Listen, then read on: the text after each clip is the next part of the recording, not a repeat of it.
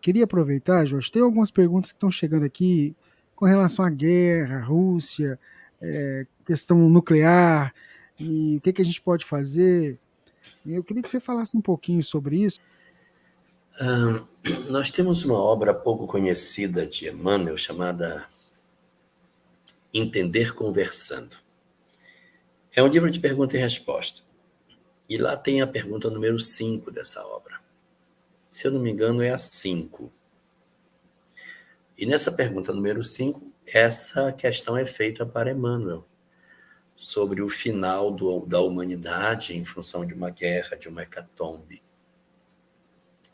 em que ele responde que não parece ser razoável que o esforço do Cristo planetário para construir toda essa condição espiritual que a gente tem na Terra, todo esse investimento de bilhões de anos para que a humanidade chegasse onde chegou, ficasse nas mãos de poucos indivíduos.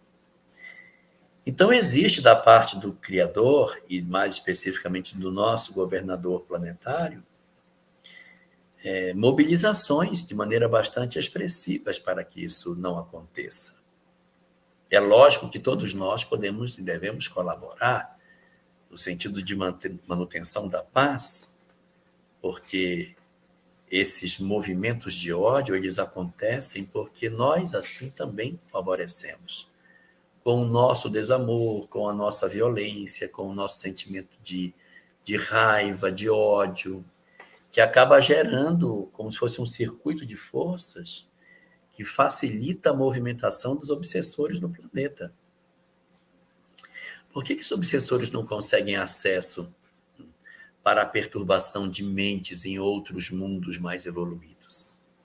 Porque não existe esse hálito de perturbação que permita a aproximação das entidades perturbadoras. Elas nem se aproximam. É como se existisse um imã, um manto de luz que impedisse a aproximação dele. Se fosse uma espécie de um escudo invisível. Um campo de força. É um campo de forças que impedisse que isso acontecesse. E no nosso caso, o nosso campo de forças é atraindo. Nós somos um imã atraindo essas entidades. E aí elas falam e imediatamente faz eco em nós. Nós não percebemos, mas nós somos elementos que damos o estímulo reforçador a tudo isso, porque é isso mesmo, tem que fazer. Em outras circunstâncias, está na escola, não, é isso mesmo, tem que fazer. E esse nosso sentimento, é isso mesmo, tem que dar o troco. A gente joga de volta para o ambiente que nos circunda essas energias. Então, nós podemos colaborar muito com o planeta se nós nos desarmarmos emocionalmente. Não ando armado, mas está armado emocionalmente. Está armado com um teclado, onde você ataca pessoas, agride pessoas. Não uso uma arma na mão para atirar em alguém. Mas eu faço muito mais vítimas com o teclado que eu tenho, com a maneira como eu me posiciono nas redes sociais. Daí o que a gente precisa ver?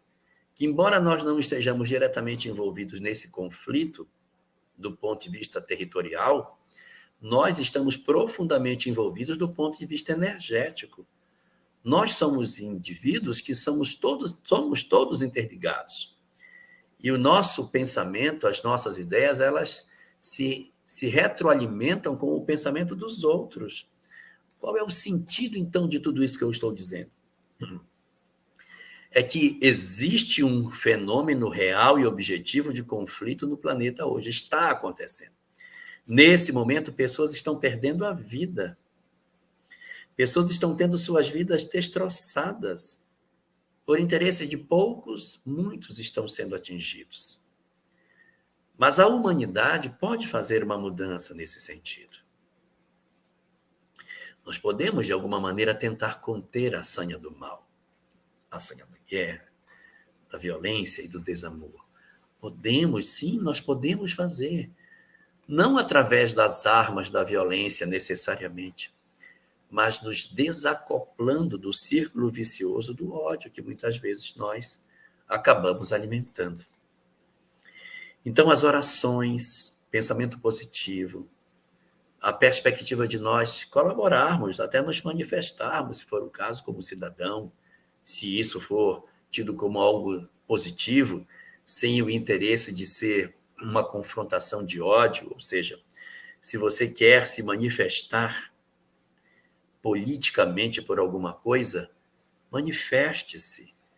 Mas sempre que você se manifestar nas ruas ou em algum outro lugar, manifeste-se sempre por amor a alguma coisa.